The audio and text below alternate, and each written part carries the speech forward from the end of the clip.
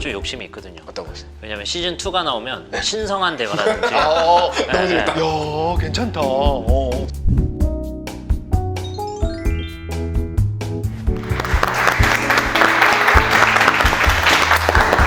우리 교수님 먼저 한번 자기 소개를 한번 해주시면 좋을 것 같습니다. 네, 전 소개받은 이민형이라고 하고요. 지금은 성결대학교 교양학부에서 기독교 문화, 미디어 이쪽 관련한 이제 과목들을 가르치고 있습니다. 저는 신학을 공부한 신학자이기는 하고요. 전공은 실천신학, 큰 범위에서 보면 이제 실천신학이라고 하는 이제 학문의 분야라고 볼 수 있습니다. 우리나라에서는 실천신학하면 보통 이제 교회에서 뭘 할까를 많이 이야기를 하는데 사실 그런 학문은 아니고 이제 신학을 종합하는 과정에 있는 학문이라고 보시면 될 것 같아요. 근데 제가 신학을 사실 원래는 그렇게 생각을 갖고 있지 않았었는데 돌아보면 제가 중학교 때 낮은 울타리라고 하는 아마 네, 아실 알고 있습니다.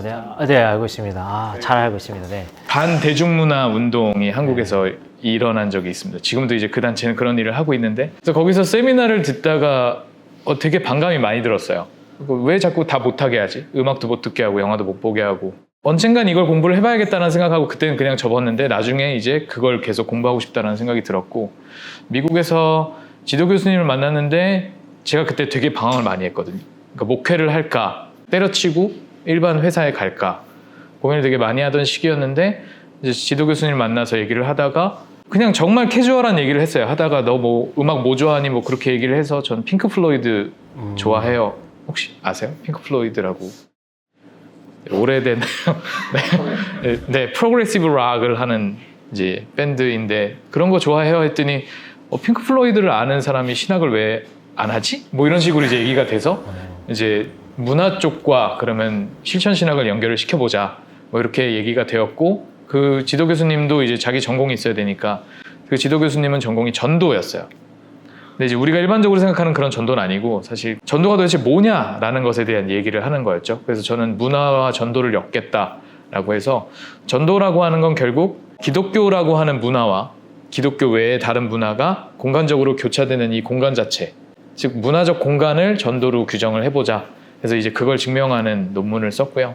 그래서 그걸 전공을 하고 당연히 이제 외국에서 공부를 했으니까 한국에 오면 자리가 있겠지 하고 들어왔는데 없어요. 이 대학 저 대학 다니면서 하는데 제가 한 전공이 문화 근데 딱히 이렇게 딱 정해진 게 없는 거예요. 전도학 하면 우리나라에서 이제 뭐 고구마 전도 뭐 이런 거나 얘기를 하라고 하니까 그거 아닌데 그냥 학교에는 없죠.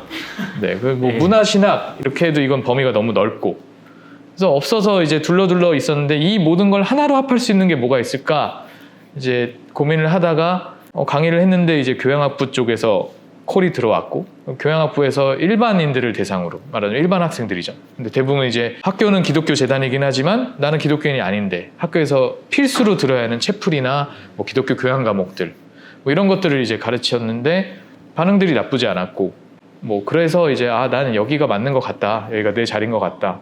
사람들에게 쉽게 기독교에 대해서 이야기를 해줄 수 있다면 이것도 좋겠다 싶어서 지금은 이제 교양학부에 있고요. 최근에 기독교 교양학회라고 생겼어요.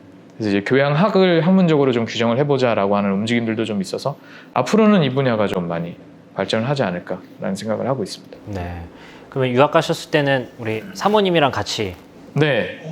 아내랑 저는 이제 결혼을 해서 유학을 갔고요. 그래서 결혼을 좀 일찍 했죠. 목회를 할지 아니면 그 어떤 전공을 할지 그 고민하셨을 때 사모님은 얼마나 고민이 되셨을까? 그렇죠. 아내도. 근데 이제 그 전에 아내가 먼저 이제 한 번에 그런 과정들을 겪었고, 아내는 원래 컬리너리 아트라고 이제 셰프가 되거나 아니면 이제 그쪽 관련한 경영을 하거나 해서 이제 푸드 스타일링을 전공을 했고, 뭐 나름 이제 자기 직업을 찾아가고 있었고, 근데 사실 이 푸드 스타일리스트는 셰프랑 달라서 적은 노동력에 비해 굉장히 수입이 높은. 그래서 저는 이제 마음의 준비를 했죠. 난 편하게 목회나 하자. 아내가 그것만 생각하고 있었는데 어느 날 이제 아내가 나 이거 못하겠다. 왜냐하면 이제 우리나라도 그렇긴 합니다만 외국 같은 경우에는 식재료가 도마에 닿고 칼에 닿으면 다 버려요. 먹거나 버리거나. 근데 그 먹는 거는 그 자리에서. 그러니까 푸드 스타일링이라는 건 예쁜 음식을 만들어야 되니까 뭐 당근 요만한 조각 하나 쓰고 나머지 당근 다 버리고. 그러니까 그런 게 이제 기독교인의 양심이 거슬렸던 거죠. 난 아닌 것 같다. 그래서 아니야, 하나님은 또 넓으신 분이라 뜻하신 바가 다를 수 있어. 우리 기도를 해볼까? 라고 했는데 이제 기도를 하고 과감하게 그만뒀어요. 한번 이제 아내가 그런 과정을 겪었고 그 다음에 이제 제가 겪었고 그래서 이제 서로 의지가지가 되는 부분이 있어서 저도 저희 와이프 만나서 결혼할 때 저희 와이프는 공무직이거든요. 네네. 그래서 바로 개척했습니다. 안정이 보장되어 있고 네. 저희 와이프도 내가 그러면 사모로서 좀 더 깊은 역할을 해보겠다고 해서 하지 말라고 해요. 저도 하지 말라고. 지금 딱 좋고 네. 좋습니다. 네, 두 분 사모님께 감사드립니다. 우리 기독교적 문화를 이제 전공하셨기 때문에 저는 우리 청년들과 이렇게 목회를 하면서 참 궁금한 게 세상에서는 세속이라는 것을 정해놓고 우리 성경에서는 거룩이라는 문화가 또 정해져 있고 또 우리가 함께 배웠지만 레위기 같은 데서도 성과 속, 그죠? 그리고 세속과 거룩 이렇게 나누어서 구분 짓는 듯한 느낌이 굉장히 강하게 든단 말이에요. 그렇기 때문에 우리도 세속 문화, 기독교 문화 이렇게 완전히 구분지어서 이거를 규정해 놓고 있는 것이 기독교적 가치관이 아닌가 생각이 드는데 이렇게 구분짓는 것에 대한 생각은 어떠신지 궁금합니다. 사실 이 문화라고 하는 것을 구분지을 수 있느냐 없느냐에 대한 논의 자체가 신학적으로는 20세기 말에 풀렸어요. 그러니까 그 전까지만 해도 이분법적 사고가 굉장히 강했고요. 특히나 뭐 신학계에서는 리버라고 하는 학자가 워낙 이 문화를 잡고 있었기 때문에 그 이분법적 사고에 대해서는 그전에는 이건 당연한 거다라고만 여겼었죠. 근데 그거는 이미 기독교라고 하는 종교가 만들어지던 시기부터 존재했었던 것 같아요. 당시에 이제 뭐 영지주의의 영향도 있었고 신플라톤주의의 영향도 있었고 뭐 그전에 그리스나 로마의 철학을 보면 철저한 이분법적 사고를 가지고 양과 음을 나누고 이제 남성과 여성을 나누고 아이와 어른을 나누고 이런 식으로 이제 모든 걸 다 구분을 지어버리잖아요. 근데 그런 사고방식이 당연히 초기 기독교인들에게도 영향을 미쳤고 그들이 세상을 보는 방식에는 당연히 영향을 미칠 수밖에 없었어요. 그리고 그 전에 유대인들이라고 하는 이 사람들은 선민의식이 굉장히 강했고요. 그러니까 뭐 세상을 딱 두 가지로 본 거죠. 유대인과 이방인. 그러니까 유대인이 아닌 사람들은 다 이방인으로 여겨왔기 때문에 그게 기독교라고 하는 종교에는 영향을 미칠 수밖에 없었다라고 봐야 돼요. 그래서 성경에도 보면 사실 그 구분이 굉장히 오래 가잖아요. 그러니까 구약은 거의 내내 간다라고 볼 수 있고 신약에서는 사도행전에 보면 이제 베드로가 하나님께서 이제 환상을 보여주시는 장면이 나오잖아요. 그러니까 꿈을 꾸는데 하늘에서 이제 불경한 음식들이 내려오고 하나님 먹어라 그러는데 먹지 않겠다라고 3번 거부를 하니까 하나님이 이제 삐지시죠.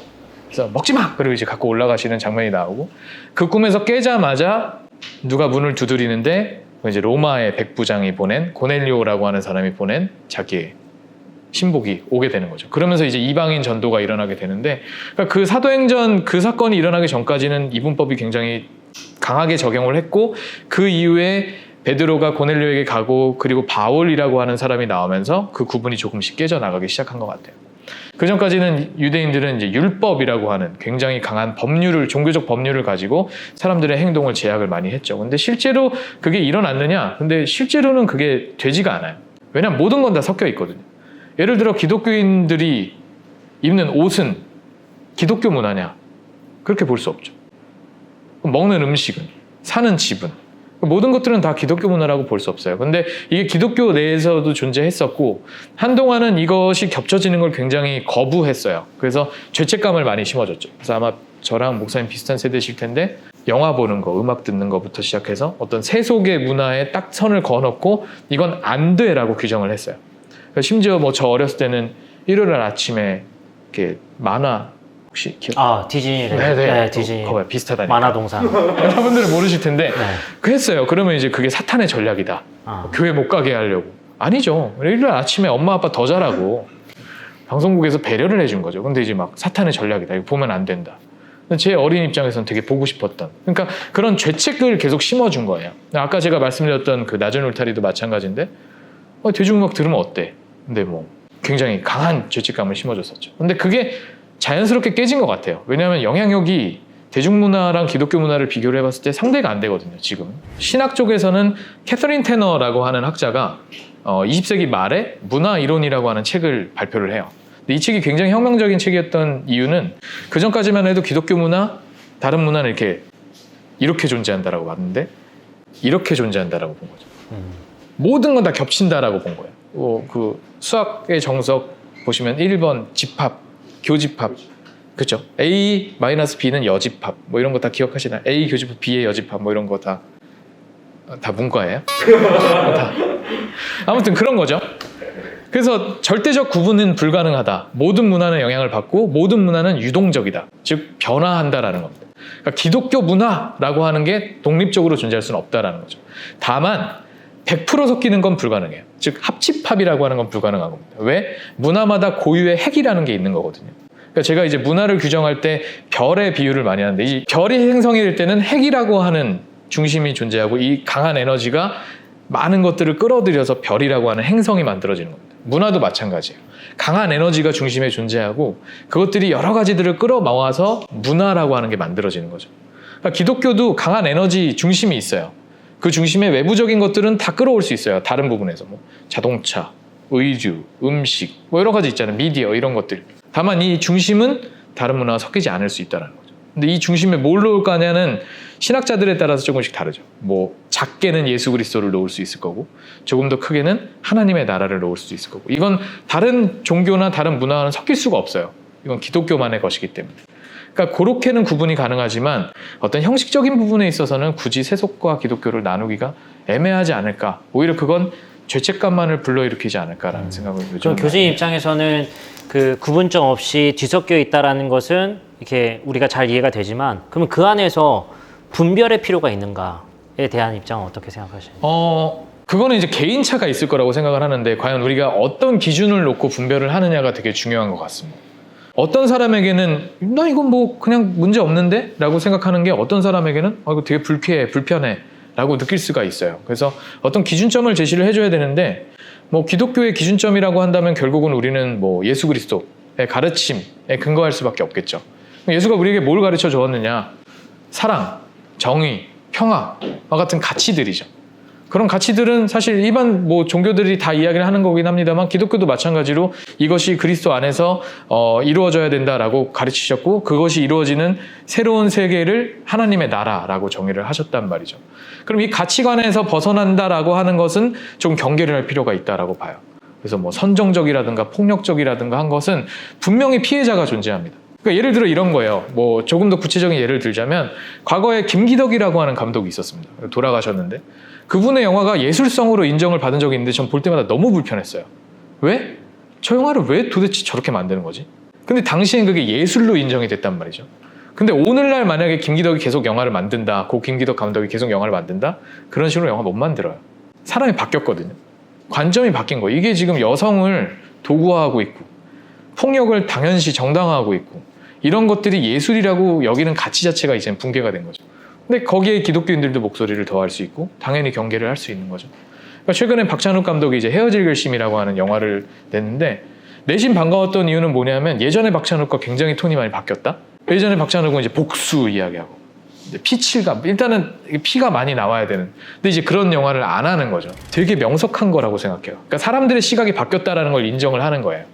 그러니까 이런 것들이 기독교인들도 당연히 먼저 오히려 더 경계를 하고 이건 폭력적인 건 피해자가 존재한다. 선정적인 것도 피해자가 존재한다. 이건 누군가에게 악영향을 미칠 수 있다. 그러니까 어떤 그런 기준들을 끊임없이 만들어 나가야 되겠죠. 근데 우리가 문화를 이렇게 미디어를 보면 폭력적이지 않고 선정적이지 않은 컨텐츠가 있는가라고 묻는다고 하면 사실 쉽지 않고 예, 그리고 그 안에서 그렇게 되면 또 이게 이분법처럼 분리가 되는 거 아닌가라는 생각이 또 들게 맞습니다. 되거든요. 네네. 그러면 사실 저도 좀 이렇게 폭력적인 영화나 이런 부분들 보면 재밌고 통쾌하고 이런 것들 누구나 겪을 수 있는 카타르시스가 좀 있고 이런 것들을 보는 것 자체를 그러면 악으로 규정해야 되는가? 보는 것 자체를 하지 말아야 되는가? 아니면 보면서 내가 이거를 의미 부여하면서 해석하면서 순화시키며 봐야 되는가? 그 기술적인 면은 어떻게 해? 악으로 규정하기는 좀 애매한 것 같고요. 그러니까 대중문화에서 나오는 대중문화는 사실 인간의 통속성을 담고 있다라고 얘기를 해요. 그러니까 통속성이란 건 뭐냐면 인간이 가지고 있는 모든 것을 말해요. 그러니까 우리가 특별히 어떤 것에 반응을 한다. 예를 들어서 뭐 최근에 그 마동석 씨 나왔던 영화 범죄도시. 혹시 보신 분 계세요? 보셨어요? 어떠셨어요? 재밌었죠? 통쾌했죠? 빡! 왜 사람들이 여기에 반응할까요? 그러니까 지금 사회가 너무 고구마인 거예요.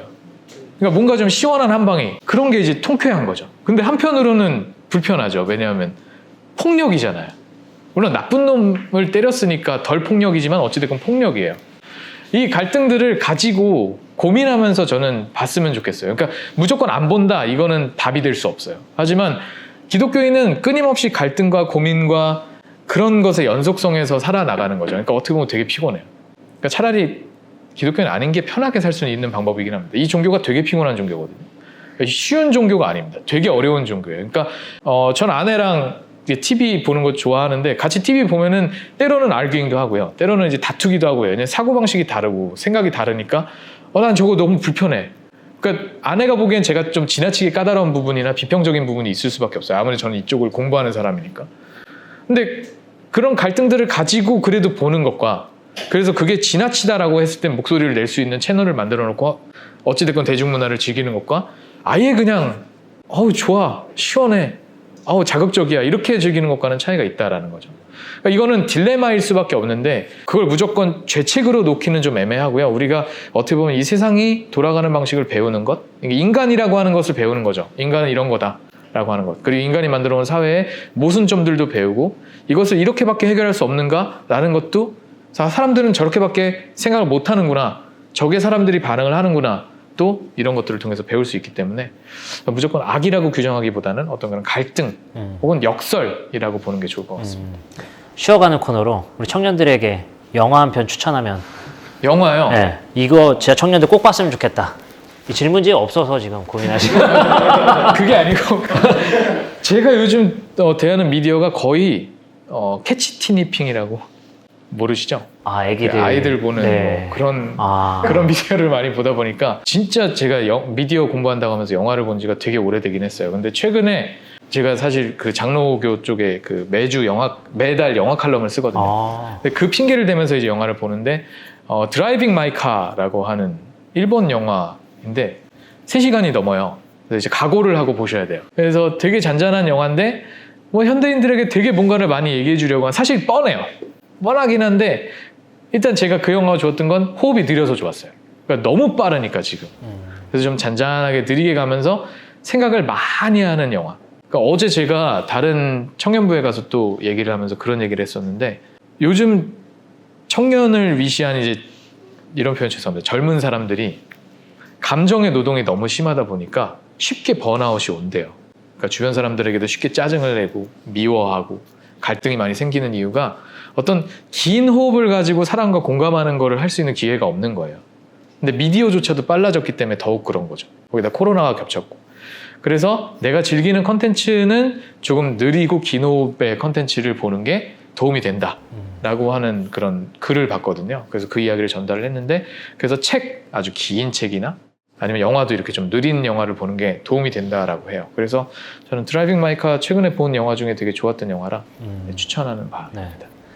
네. 제 경험상으로는 평론가나 전문가가 추천한 영화치고 재미가 있었던 적은 재미는 없어요. 재미는 없어요. 그러니까 좀 약간 이런 거 있는 것 같아요. 평론가들 막 평점 매기는 거 보면 우리가 보는 뷰랑 좀 다른 뷰로 그 뷰를 갖고 싶은데 네. 아무리 노력해도 재미가 없더라고요. 재미없어요. 네. 상 받은 영화치고 저도 글 쓰려고 보는 거지.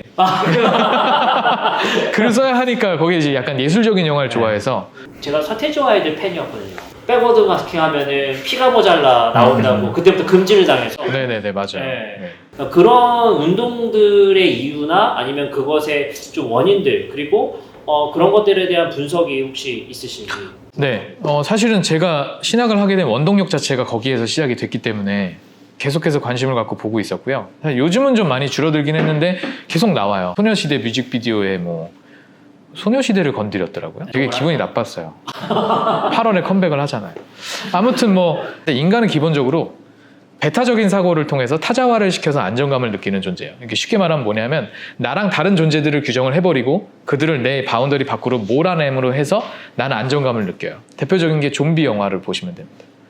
좀비 영화를 볼 때 인간은 안정감을 느끼죠. 그 굉장히 오그라드는, 굉장히 숨막히는 순간에도 자기네들끼리 있을 때는 밖에 좀비가 우글거리더라도 안정감을 느끼는 게 인간이에요. 그런 태도가 종교는 극단적으로 발현이 되는데 그 중에 하나가 요거라고 보시면 돼요. 그러니까 이 반 뉴에이지 운동에서 시작이 된 건데, 이건 미국에서 이제 7, 80년대에 이미 보수적인 기독교계에서 문화 운동을 통해서 만들어졌고요. 당시에 이제 히피 문화 이후에 프랑스 제2혁명 이후에 이제 이런 이야기들이 나오기 시작했어요. 그러면서 히피 문화가 만들어지면서 사람들이 막 자유와 평화에 대해서만 얘기를 하고 반전 이야기를 하니까 보수적인 기독교 입장에서는 이거에 대체할 뭔가가 필요했고, 얘네들이 도대체 왜 이러지? 명상, 마약 이런 것 때문에 이렇구나 라고 하면서 반뉴에이지 운동, 문화 운동을 이제 시작을 했고, 그게 우리나라 90년대에 아까 말씀드렸던 그 낮은 울타리라고 하는 단체를 통해서 들어와요. 가장 기본적인 이유는 인본주의에서 시작이 돼요. 그러니까 되게 유치한 이유인데, 그러니까 뭐 명상을 통해서 자연과 화합이 되고, 그러니까 우리가 일반적으로 이야기하는 뭐 동양의 어떤 종교적인 성향이 굉장히 강한 거예요. 그러니까 서구의 입장에서 보면 이게 거부감이 들 수 있어요. 왜냐하면 서구의 사고방식은 이성적이고 합리적인 근대 문화를 바탕으로 하는데, 동양의 어우러지는 문화, 양과 음이 하나가 되고 조화가 되는, 거기에서 뭔가 나는 깨달음을 얻고 자연과 하나가 되고, 자연은 개발해야 되는데 하나가 되고 하는 이런 것들이 서구의 입장에서 보면 굉장히 낯설 수 있는 거예요. 이러한 문화적인 움직임이 기독교에 반대되는 건 아니다라는 거죠. 그러니까 이 사람들이 대놓고 난 기독교에 반대하기 위해서 나온 거야 라고 한 적이 한 번도 없어요. 근데 기독교에서는 이거를 찝은 거예요. 왜냐하면 일단 자극적이니까 얘네를 찝어서, 야 봐봐, 니들이 그렇게 좋아하는 대중문화가 이래, 다 뉴에이지야. 아까 피가 모자라 말씀하셨는데, 피가 모자르면 수혈하면 되잖아요. 그게 그게 큰 문제야. 그게 왜 큰 문제라고 그거를 굳이 남의 테이프를 거꾸로 돌려가면서 해보셨죠? 사서 분해해서 돌려야 돼요. 그러니까 왜 그런 짓을 하냐고. 이게 납득이 안 되는 거예요. 근데 자꾸 납득을 시키는 거죠. 이런 식으로. 그러니까 음모론이라고 하는 것의 가장 큰 매력은 뭐냐면 실체가 없어요. 근데 공포감을 조성하고 그 대책점으로 우리를 놓는 거예요. 그럼 설득력이 굉장히 강해집니다. 봐봐, 이 세상 문화가 이래. 여기 되게 많은 코드들이 들어가 있는데 니들 잘 모르지? 몰라, 상관없어. 왜냐면 니들은 이쪽이니까 라고 안정감을 부여해버리면 당연히 이게 싫어지는 거죠. 외계인이 온다. 외계인 있을 수도 있지. 그게 뭐 그렇게 반기독교적인 메시지는 아니잖아요. 그러니까 모든 걸 다 반기독교적으로 끌어들여서 반대를 해왔던 겁니다. 그런 것들이 90년대 말 2000년대 초반까지 되게 유행을 하다가 지금은 존재조차 없어졌어요. 왜냐하면 그 시기가 어떤 시기냐면 기독교의 성장률이 감소하던 시기입니다. 무슨 말이냐? 기독교가 대중문화 영향력을 이기지 못한다고 공식적으로 인정한 시기예요. 아까 서태지 말씀하셨는데 그 대표적인 코드가 서태지예요. 그 전까지는 CCM이 나름 서태지를 이겼어요. 서태지가 없었지. 대중가요를 이겼어요. 왜냐하면 대중가요가 뽕짝이었으니까. 근데 서태지, 현진영이 나온 다음부터는 대중가요를 이길 수가 없게 됐어요. CCM이. 그러면서 우리나라 대중문화가 급부상을 하죠. 충무로를 기반으로 90년대 말부터 한국 영화가 쏟아져 나오기 시작해요. 그러니까 이 위기감이 엄청 큰 거예요. 예전엔 악기 배우려고라도 교회에 왔는데 이제 안 오는 거예요. 그러니까 이 음모론을 한 번이라도 접하게 되면 뭔가 의심쩍게 보게 되잖아요. 그러면서 그래, 그럼 난 기독교에 더 첨착이 돼야겠다. 이쪽 문화를 더 해야겠다라는 식으로 이제 태도가 바뀔 거라고 생각을 했던 거죠. 근데 안타깝게도 그게 오래가진 못했어요. 왜냐하면 대중문화의 영향력을 이길 수가 없었거든요. 그러니까 차라리 아까 말씀드린 대로 그런 역설의 관계 속에서 건강한 대중문화를 만들어 나가도록 목소리를 높이는 게 낫지. 그러니까 기독교가 자꾸 대중문화랑 싸움을 하려는 것 자체가 말이 안 되는 거예요. 근데 그전에는 기독교가 그 역할을 해왔기 때문에, 우리나라가 이제 한국전쟁 이후에 아무것도 없었으니까 그땐 기독교가 정말 중요한 역할을 했거든요. 주일학교도 했죠. 성경학교도 했죠. 이런 식으로 이제 많은 것들을 해왔, 문학의 밤 기억하시겠지만 그런 것들이 다 교회 중심으로 움직였기 때문에 당연히 교회가 대중문화도 주도할 수 있을 거라고 생각했지만 이제 그 시대가 넘어갔거든요. 그래서 이제는 좀 그런 것들을 굳이 할 이유가 있을까? 그러니까 음모론은 음모론에 불과하다라고 보는 게 맞는 것 같습니다. 덧붙여서 한국의 대표적인 교단에서 발표한 요가 금지 마술. 네네. 저희 교단인데요. 네, 되게 멍청하다 생각했어요. 근데 그게 무슨 3년간의 연구를 걸쳐서 발표한 거거든요. 딴 데 썼구나, 돈을. 이게 말이 돼? 그러니까 물론 예전에는 그러니까 요가도 종류가 여러 가지잖아요. 진짜 이렇게 종교적인 수행을 위해서 하는 요가들이 있지만 요즘은 생활체육 아닙니까? 요즘 생활체육인데 그걸 뭘 막어? 이해가 안 돼요. 그걸 마술은 이게 마법이 아니죠. 그러니까 마법이라면 모르겠어요. 마법이라면 막아야겠지. 근데 마술은 이게 기술이잖아요. 기술. 엔터테인먼트 쇼. 이걸 그러니까 왜 기독교가 쓸데없이 적을 많이 만드는 이유는 자꾸 내부로 사람들을 모으기 위한 수단이에요. 그런데 그렇게 해서는 건강한 기독교인이 만들어지지가 않죠. 우리끼린 누가 못해. 근데 그건 중요하지 않습니다. 이어서 우리 요즘 시대의 청년들에게 투자 열풍. 네. 목사님 투자해도 돼요? 이런 투자 열풍의 문화에 대해서는 어떻게 생각하세요? 이거 좀 긴 호흡으로 대답을 해도 될까요? 이게 사실 여러 가지 문제가 겹쳐져 있어요. 청년들이 주식 투자에 지금 올인을 하고 있다. 뭐 지금 이제 조금 지난 이야기는 합니다. 뭐 영끌 뭐 이런 이야기도 한동안 유행을 했잖아요. 되게 미디어에서 문제시했어요. 근데 왜 이런 논의들을 볼 때 항상 하는 게 가불가의 얘기를 많이 해요. 그러니까 되느냐 안 되느냐 얘기를 많이 하거든요. 근데 이걸 도대체 교회를 끌고 들어온다면 누구에게 물어보는 것이냐? 그러니까 목회자분들도 대답을 못 해요. 인생 선배 정도는 대답을 해주실 수 있겠죠. 뭐 교회 형들이나 누나들이나. 근데 이게 자꾸 가불가의 문제로 가고 있는 이유는 미디어가 그런 식으로 프레이밍을 하고 있기 때문이에요. 그러니까 무슨 이야기를 하고 싶으냐 하면 이건 기본적으로 구조적인 문제예요. 무슨 얘기냐? 젊은 사람들이 주식을 하지 않고 부동산 투자를 하지 않고는 살아남을 수 없는 시대가 되었거든요. 그럼 이 구조적인 문제에 대해서 얘기를 해야 돼요. 왜 세상이 이렇게까지 망가졌냐? 대한민국의 자본주의는 왜 이따위로 되었느냐? 사회가 왜 이 모양 이 꼴이냐에 대한 얘기를 해야 되는데 그 얘기는 안 해요. 그게 미디어의 특징입니다. 미디어는 프레임을 딱 정해요. 프레임을 딱 정해놓고 거기에만 보여주는 거예요. 그 프레임에 걸린 게 뭐냐면 청년들이 아침에 출근하면서 주식 앱 틀어놓고 있는 거. 아니면 부동산 뭐 영끌 해가지고 투자하는. 왜 청년만 문제가 되는 거죠? 그 윗세대는 이미 다 했잖아요. 좀 과격한 표현을쓸까요? 해 드셨잖아요. 그래서 사회가 이렇게 됐잖아요. 그럼 그 구조적인 문제는 왜 그 책임까지 청년들한테 묻고 있는 거지? 그러니까 미디어가 그런 식으로 프레이밍을 걸고 있는 거예요. 근데 우린 거긴 그 미디어를 요만큼만 보니까 나 이거 해야 되는 거 아닌가? 혹은 야 이거 기독교인 이거 하면 돼? 된다 안 된다만 이야기를 하는 거죠. 그 이면에서 이렇게밖에 될 수 없는 사회에 대해서 비판을 하고 이걸 뒤집어 엎기 위해서 노력을 해야 돼요. 왜? 누군가는 그조차도 못하거든요. 사실 대부분의 사람들 그조차도 못해요. 제가 캠퍼스에 있는데 학생들 물어보면 대부분 그조차 할 여력도 없어요. 근데 미디어는 그렇게 보여줘. 마치 젊은 사람들이 다 플렉스 하는 것처럼. 플렉스 뭐 있어야 하지. 할 게 없는데 플렉스를 어떻게 해. 자, 그럼 기독교인은 뭘 해야 될까? 기독교라고 하는 종교는 이 세상의 모든 종교는 그러니까 세계 사회에서 공인된 고등 종교의 궁극적인 목표는 종교라고 하는 단어의 뜻에 다 들어가 있어요. 뭐냐? 종교라고 하는 말의 뜻은 마루종자에 가르칠 교자. 그러니까 최고의 것을 가르친다입니다. 그러니까 여기서 말하는 최고의 것은 뭐냐? 결과적으로 이 세상에서 사회적 책임을 다할 수 있는 건강한 시민을 만드는 거예요. 그게 어떤 기독교인은 기독교적 교리를 베이스로, 기독교적 진리를 베이스로 건강한 시민이 되는 거고요.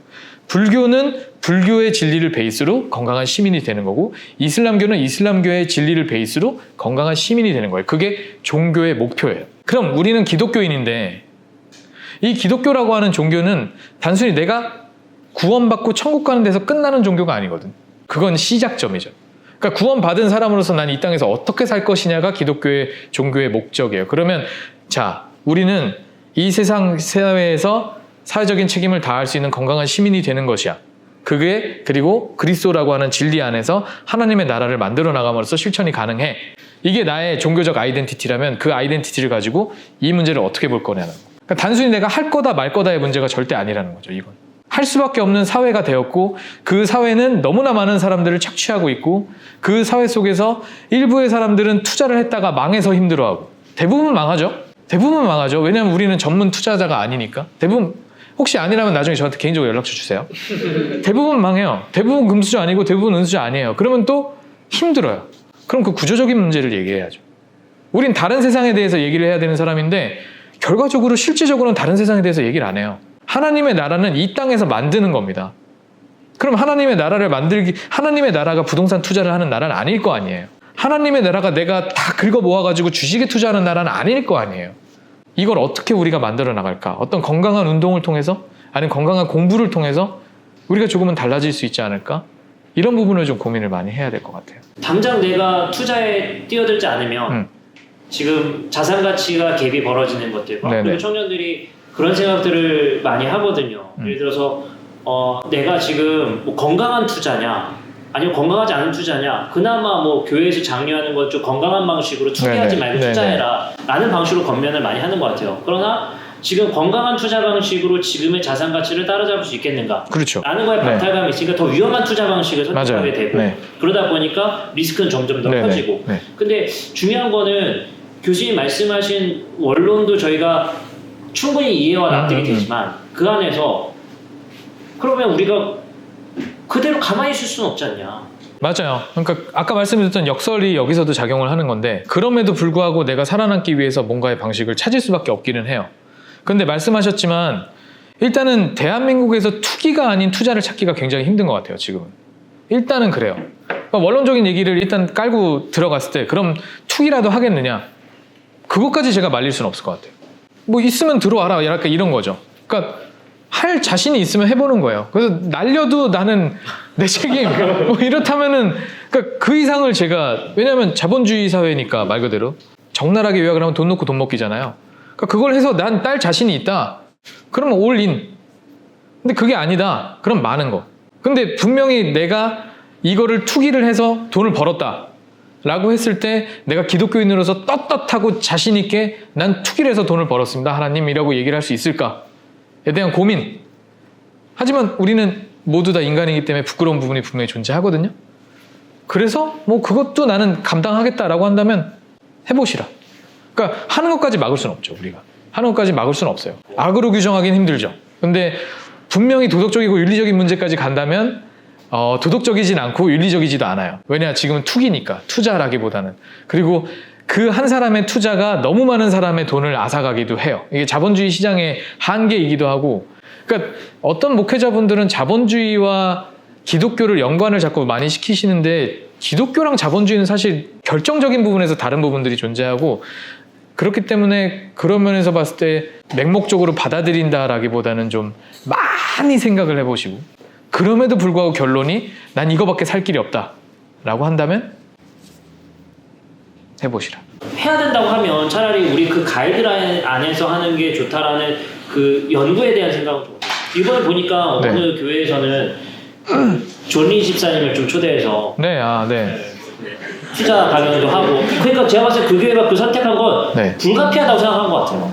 저는 교회가 그걸 왜 해야 되나 싶어요. 아, 네. 그러니까 차라리 무슨 뭐 어떤 뭐 청년부끼리 나와서 우리 존 리가 아닌 거죠. 존 리를 만나보고 싶다.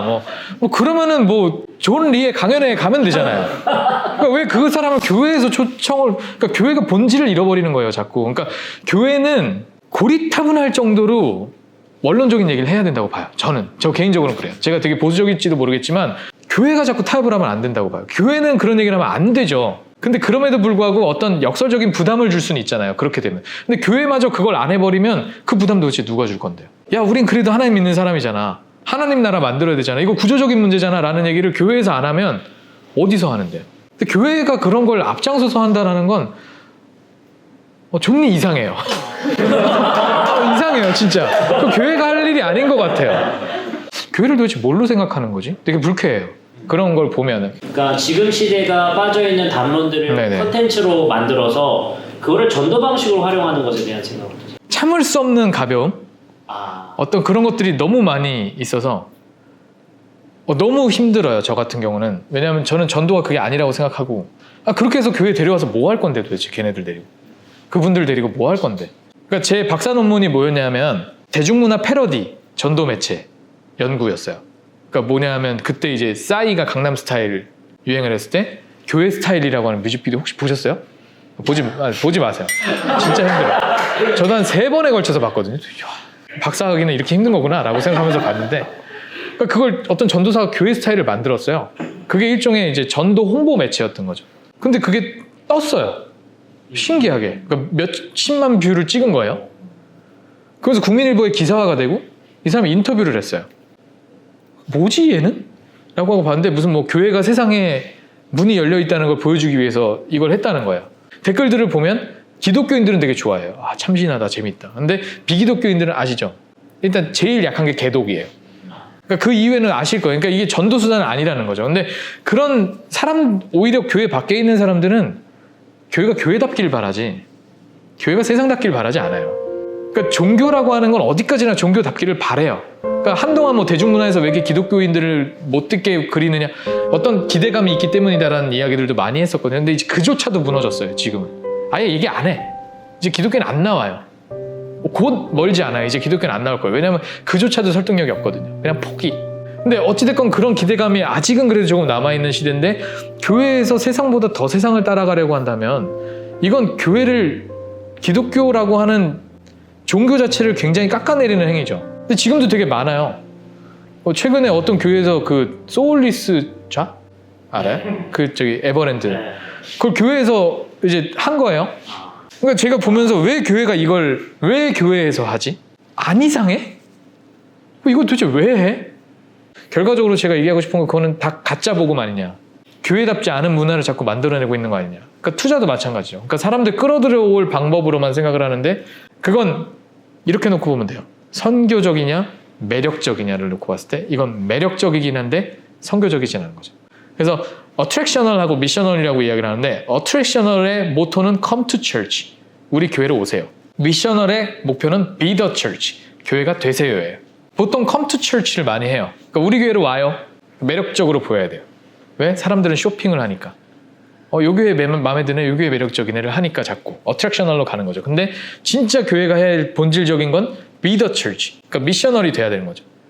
자체가 교회가 돼야 되는데 자꾸 매력적으로만 보이려고 하니까 이상한 것들을 자꾸 껴맞추게 되는 거예요. 그래서 저는 굉장히 극단적으로 반대를, 아무래도 공부를 하는 사람이니까, 더 목회자 입장이라면 그 정도까지는 아니겠지만 아무래도 공부를 하는 사람이니까 조금 더 비판적인 시각을 가지고 볼 수밖에 없죠. 그런 부분. 좀 놀라워요. 왜냐하면 아까 문화와 어떤 거룩성에 대한 그 기독교적인 스탠스는 굉장히 좀 개방적인 느낌을 많이 서두에 하셨는데, 지금 말씀하시는 전도나 교회다움에 대해서는 상당히 좀 보수적인 것 같은 느낌. 그렇죠. 왜냐하면 문화적 관계를 인정하게 되면요, 문화적 독립성도 인정하게 돼요. 뭐냐면 이 문화는 이 문화 다 와야 되고, 이 문화는 이 문화 다 와야 돼요. 다만 교차하는 부분은 존재한다라는 거죠. 그럼 이 교차하는 부분에서 뭘 해야 되냐면 대화를 하는 거예요. 그러니까 한쪽에 영향을 100% 받는 게 아니라 이 공간 안에서는 대화를 하는 거예요. 예를 들어 대중문화를 예로 들자면, 대중문화를 갖다 일방적으로 갖다 끌어서 패러디를 해서 쓰는 게 아니라 이 대중문화에서 왜 이런 이야기들을 하고 있을까를 가지고 와서 교회에서 같이 얘기를 하는 거예요. 그러려면 교회는 더 교회다워야 얘기의 파트너가 돼요. 비슷한 대중문화 컨텐츠를 가지고 있는 종교적 단체라면 이쪽에서 굳이 얘네를 갖다 쓸 이유가 없어요. 문화의 관계에 있어서는 우리가 동등한 상대가 되어야 되지, 비슷해서 얽혀가는 관계로는 절대로 대화의 상대가 될 수 없다라는 거죠. 다만 교회가 교회다운 만큼 다른 문화들도 인정을 해줘야죠. 대중문화는 이런 거야. 그러니까 내가 받아들일 부분 받아들이고 못 받아들이면 못 받아들여. 근데 이건 악마야, 이건 나쁜 거야, 이건 안 돼, 이게 아니라는 거죠. 이 문화의 특징을 받아들이라는 거예요. 정치, 경제, 문화, 사회문화, 전통문화 다 마찬가지예요. 그러면 오히려 독립성, 아까 핵을 말씀드렸는데 그 핵의 가치를 인정하게 돼요. 남의 가치를 인정하려면 내 가치도 뛰어나야 되거든요. 그러니까 이게 잘 돼야 남의 것도 인정이 되죠. 그러니까 그러려면 저는 기독교는 오히려 더 기독교다워야 된다라고 생각을 해요. 그러면은 저희가 말씀을 전하고 성도님들에게 더 깊은 이해를 위해서 사용되어지는 그런 어떤 미디어 컨텐츠, 네네. 그런 것들의 기술적 사용은, 제가 미디어를 자꾸 많이 갖고 들어오는 것에 대해서 약간 거부 반응을 갖고 있는 건, 일단은 그만큼의 인력이 필요하다는 거. 그럼 그분들은 제대로 예배를 못 드린다라는 거. 그리고 미디어실, 요즘은 가장 시험이 많이 드는 분들이라고, 방송실. 이제 그런 것들의 문제. 그러니까 우리가 고민을 안 하고 있다라는 거. 이거는 종교는 미디어랑 크게 연관이 없어요. 기술과는 크게 연관이 없어요. 그렇게 따지면 저는 떼제를 제일 좋아하거든요. 떼제가 너무 좋아요. 왜냐하면 악기도 단순하죠, 음악도 단순하죠, 언어도 단순하죠, 모든 게 단순해요. 그러니까 내 감각이 더 집중이 돼요. 저는 그런 사람이에요. 근데 이것만큼 하나님이 나에게 주신, 이거는 스티브 잡스가 준 거니까. 근데 이거는 하나님이 직접 주신 거잖아요. 그러니까 이걸 좀 더 이용을 할 수 있는 어떤 그런 것들에 관심이 많은 편이죠. 누군가는 어떤 목회자들이 보고 현장에 그런 어떤 어려움이 되게 많은데, 네네, 맞아요. 그렇게 이론만 말씀하시고 네. 우리도 하고 싶죠, 네네. 라고 말할 수 있을 것 같은데, 현장을 모른다. 이건 제가 저희 아버지한테 했던 얘기입니다. 목회자가 믿음이 없는 겁니다. 그러니까 예를 들어서 이걸 안 해서 교회가 안 된다면 그건 안 되는 거죠. 그러니까 교회가 교회답지 않은 걸 해서라도 사람들을 끌어들이겠다라는 건 정말 죄송한 말씀이에요. 저희 아버지한테 했던 얘기. 문을 닫는 게 나은 거예요. 저희 아버지 목사님이시거든요. 그런 거를 해서 교회가 살아남을 거라면 그 교회는 문을 닫는 게 낫죠. 그리고 목사님이 왜 이렇게 믿음이 없으십니까? 라는 얘기를 제가 농담처럼 던졌어요. 하나님이 살리시는 교회라면 어떻게든 살리십니다. 근데 그게 내가 이렇게 쥐어짜가지고 이렇게 말도 안 되는 컨텐츠들을 만들어 가면서 교회 안 다니는 사람들한테 보여줘 봤을 때 그 사람들의 반응을 보자는 겁니다. 이게 도대체 뭐냐고요. 누가 그걸 좋아하며 저작권 문제는 어떻게 해결할 것이고 법리적으로도 사회적으로도 문화적으로도 아무것도 해결이 안 되는 컨텐츠들을 자기네들끼리 암암리에 만들어서 무슨 간첩 접선아들끼리 자기네들끼리 좋아하고 듣고 그러고 있는 거예요. 그러니까 이게 문화가 너무 괴상해요. 그래서 그럴 거면 그냥 차라리 수가 적어지더라도 떳떳한 교회, 그러니까 어떻게 보면 과도기죠. 그런 교회는 살아남을 것이고 앞으로. 그러니까 기독교다운 교회는 살아남을 것이고 이상한 요상한 중간에 있는 교회들은 아마 점차 없어지지 않을까. 저는 그렇게 예상을 해요. 왜냐하면 세대가 낮아질수록 뭐 SBNR이라고 하는 얘기도 이미 나온 지 오래됐지만 종교가 더 종교다운 거를 좋아하거든요. 그러니까 예를 들어 이미 유튜브나 이런 걸 통해서 음악이나 이런 것에 너무나 뛰어난 아이들인데 내가 왜 교회 와서도 이런 것 비슷한 걸 들어야 되지? 라는 얘기들을 많이 해요. 그러니까 교회는 차라리 좀 조용하고 좀 건강하고 좀 뭔가 좀 거룩하고 그런 경험들이 필요한데 교회 가면 똑같잖아요. 밝고 화장 다 보이고 그거 말고 좀 어둡고 뭔가 좀 집중되고 뭔가가 그런 게 필요하지 않을까. 그러니까 그런 것들을 원하고 있고요 지금. 우리 혹시 청년들 중에 혹시 질문 한두 가지 있으면 받도록 하겠습니다. 그 아까 교회에서 오고 교회에서 된다고 말씀하셨거든요. 근데 교회에서 된다는 거 말고 진짜로 그걸 통해서 교회에 와서 교회가 된다면 그거에 대해서는 어떻게? 물론 그런 프로세스들이 있죠. 근데 대부분 이제 이건 전도학의 관점이긴 한데 전도학자들 중에 일부는 사람들을 어떻게 데려오느냐에 관심이 있는 사람들도 있어요. 그분들이 많이 하시는 연구가 어떤 과정을 통해서 교인이 되었는가를 연구를 해요. 거의 매년 연구를 하거든요. 근데 이제 매년 데이터가 안 쌓일 때 5년 단위 이렇게 해서 연구를 하는데 세신자분들을 보면은 거의 한두 분 정도가 전도 프로그램을 통해서 교인이 되는 경우가 있어요. 그러니까 대부분, 그러니까 50% 이상이라고 봐야 되는데 지인을 지켜보다가 교회로 와요. 그게 뭐냐면 이미 be the church, 그러니까 교회가 된 사람을 보고 아 저런 곳이라면 나도 나가고 싶다라고 해서 가는 거지. 어떤 come to church 프로그램을 통해서 와보세요 라고 했는데 그날 뭔가 꽂힌 게 있는 거죠. 그래서 오시는 분들도 계시긴 하지만 50% 이상은 지인을 통해서 즉 오래 봐요. 되게 오래 봐요. 그래서 1, 2년 안에 회심이 되는 경우는 거의 없고요. 3년, 5년, 10년을 긴 호흡으로 놓고 보는 거죠. 교회에 온다라는 건 모든 걸 변화시켜야 되는 거거든요. 사실은 내 사고방식, 내 생활방식, 내가 시간을 활용하는 방식, 내 자유 모든 걸 희생을 해야 되는 거기 때문에 그런 걸 다 보고 그래도 이게 옳다라고 생각했을 때 오게 되는 거죠. 그래서 경우가 간혹 있긴 합니다만 예전처럼 그렇게 많지는 거의 없다라고 보셔야 되는 게 맞는 것 같아요. 그러면 우리 교회가 성장하지 않는 이유는 다 여러분들 탓이죠. 아까 그 영화에서도 조금 받아들일 부분과 조금 고민해봐야 될 부분들을 가려 생각해야 된다 했는데 저는 음악에서도 충분히 조금 작곡가들이 영감을 통해서 작곡을 하기 때문에 이게 들었을 때 조금 불쾌한 저는 그런 노래들도 있거든요. 그런 소리들도 있고 근데 분명히 그런 부분들도 음악에서 존재하지 않나 궁금해요. 가사를 말씀하시는 건가요? 아니면 멜로디? EXID 뭐 이런 위아래 막 이런 그런 선정들도 불쾌하고 그렇죠. 약간 뭐 어머님이 누구니? 뭐 이런 거? 네네네. 네. 저희 어머니는 구본조씨입니다. 그러니까 그 아이돌 문화를 저도 굉장히 반대를 많이 하는. 왜냐하면 이게 음악인지 선정성을 띤 어떤 모델을 보려고 하는 건지.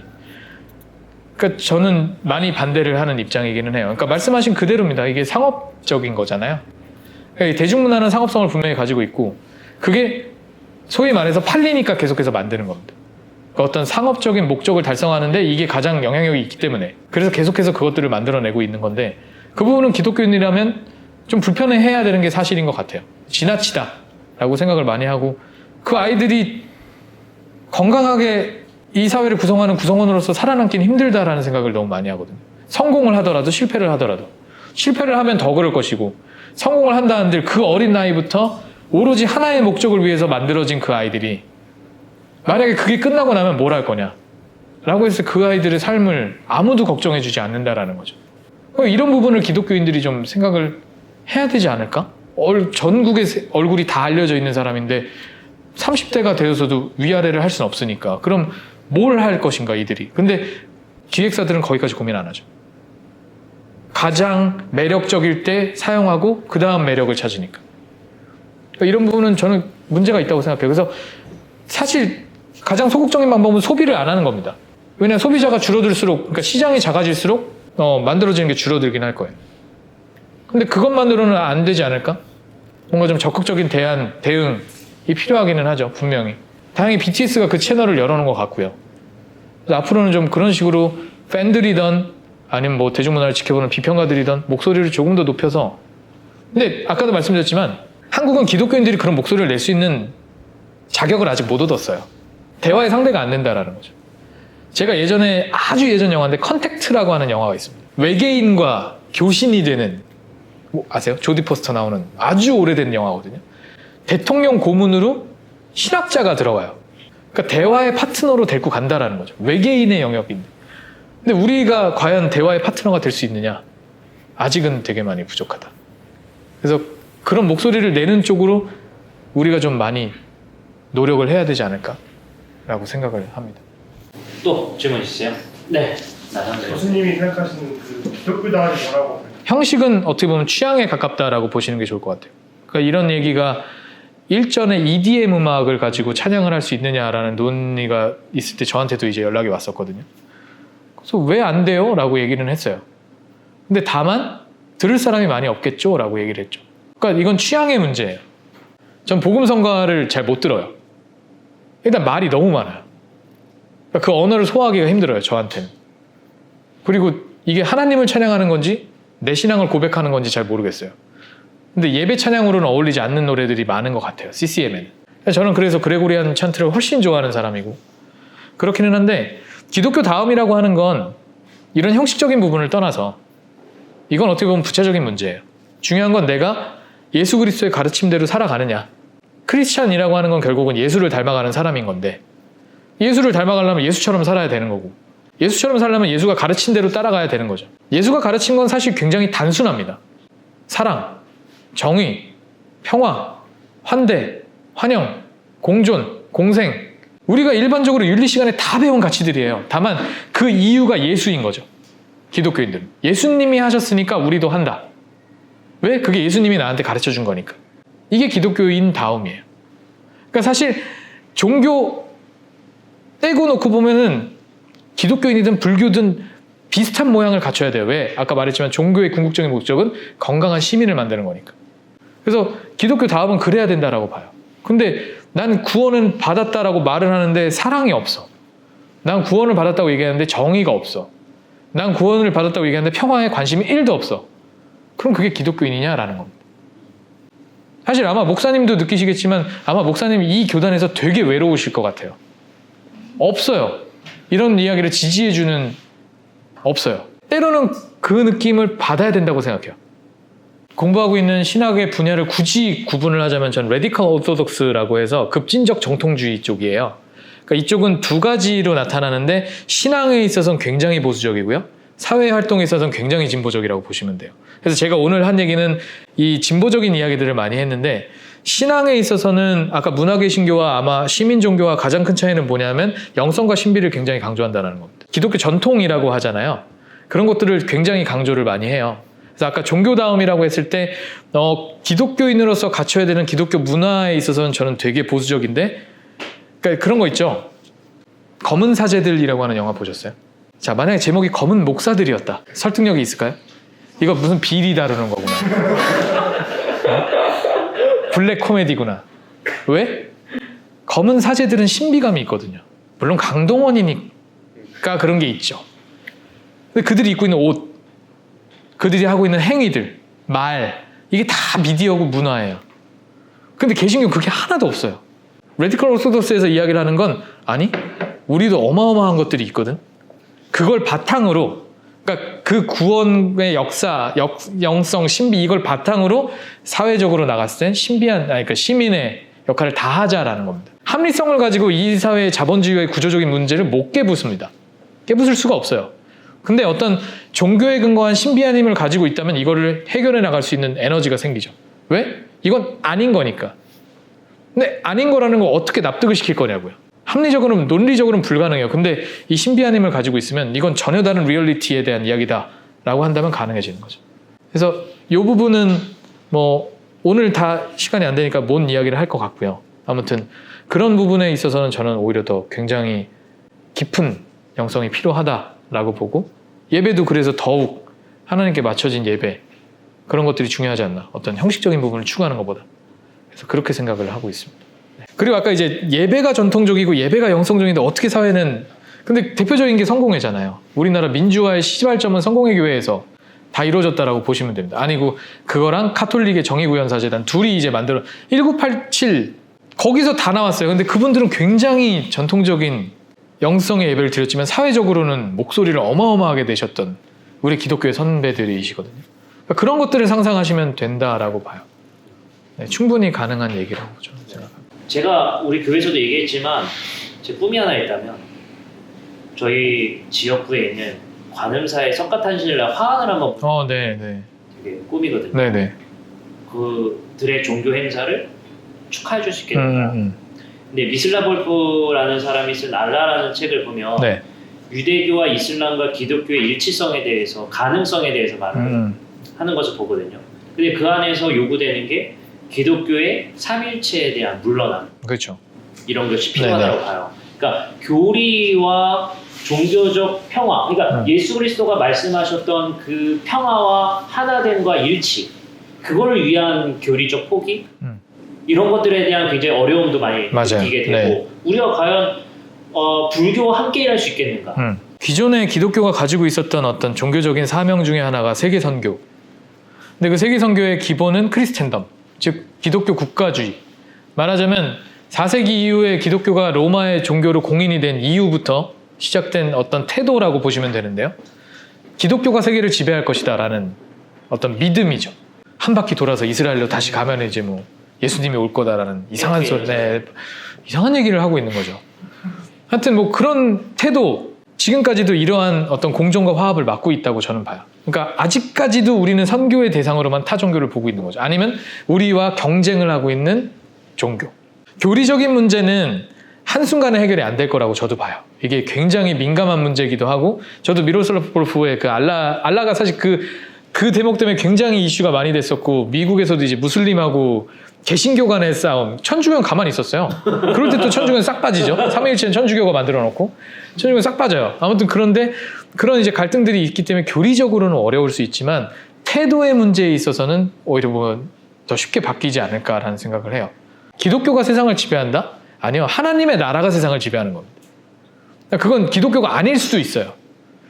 하나님의 나라를 어떻게 정의하느냐에 따라 달라지지만 엘살바도르의 대주교였던 오스카 로메로는 이런 이야기를 해요. 누구나 이 세상에서 정의를 행한다면 그 사람이 기독교인이 아닐지라도 하나님의 나라를 만드는 데 참여하는 것이다. 근데 저는 이 이야기를 교양 과목에서 늘 하거든요. 하나님의 나라는 우리가 생각하는 것보다 범위가 훨씬 넓을 수 있어요. 왜냐하면 기독교라고 하는 종교는 문화고 이건 인간이 만들었기 때문이에요. 인간이 만든 것보다 하나님은 훨씬 넓어요. 그렇게 놓고 보자면 공존과 공생은 충분히 가능하다는 거죠. 어떨 때? 우리가 말하는 하나님의 나라, 그들이 말하는 좋은 세상을 만들 때 같이. 그 중에 하나가 석가탄신일날 화환을 보낸다. 이거는 좋은 뜻이잖아요. 생일 축하해 주는 게 뭐가 나빠? 쥐들도 비기독교인도 생일은 축하해 줄 거 아닙니까? 근데 뭐 축하해 주면 안 돼? 그게 뭐 그렇게 나빠요? 그거 누가 찍어서 올릴까 봐. 그렇죠. 물론 그렇죠. 이제 그런 것들이 이게 기독교 국가주의에 물든 이제 기득권 기성세대들이 아직도 가지고 있는 태도예요. 어떻게 보면 목사님과 저의 책임은 그들의 유산을 여기서 끊어버리는 거. 어른들이 맨날 하는 얘기가 앞으로의 세계는 너희들이 책임. 아니요. 지금까지 만들어놓은 무질서와 부패는 우리에서 끝내고 이들에겐 새로운 세상을 넘겨줘야 돼요. 그러니까 자꾸 이들에게도 책임을 져라라고 말하는 건 너무 우리가 무책임한 것 같고 우리가 거기서 끝내면 되죠. 그러니까 지금은 좀 힘들고 애가 아직 초등학생이 안 그러니까 애가 대학교 갈 때쯤 해가지고 뒤집어 엎어버리고 여기서 끝내고 여기는 새로운 세상을 넘겨주는 겁니다. 뭐 그렇게 제가 지금 플랜을 짜고 있긴 한데 아무튼 뭐 그런 식인 거죠. 그래서 그러한 사고방식 자체가 바뀌지 않으면 근데 사실 그들이 안 바뀌었지 이미 오히려 청년들은 훨씬 더 건강한 생각과 건전한 생각을 하면서 살아가고 있는데 너무 이상한 물론 일부는 이상한 기독교인들도 있습니다만 그래서 오히려 앞으로의 미래는 밝다. 네, 충분히 가능하다라고 저는 생각해요. 가뜩이나 저희 교회 예배당이 지하에 있는데 어떻게 베지스탕스라도 여기 지하에서요? 조용히 불러주시면 감사드리고 오늘 되게 귀한 강연 해주셔서 감사하고 여러분들 또 좋은 질문들 또 이루어졌던 것 같습니다. 우리 박수로 우리 감사해 주세요.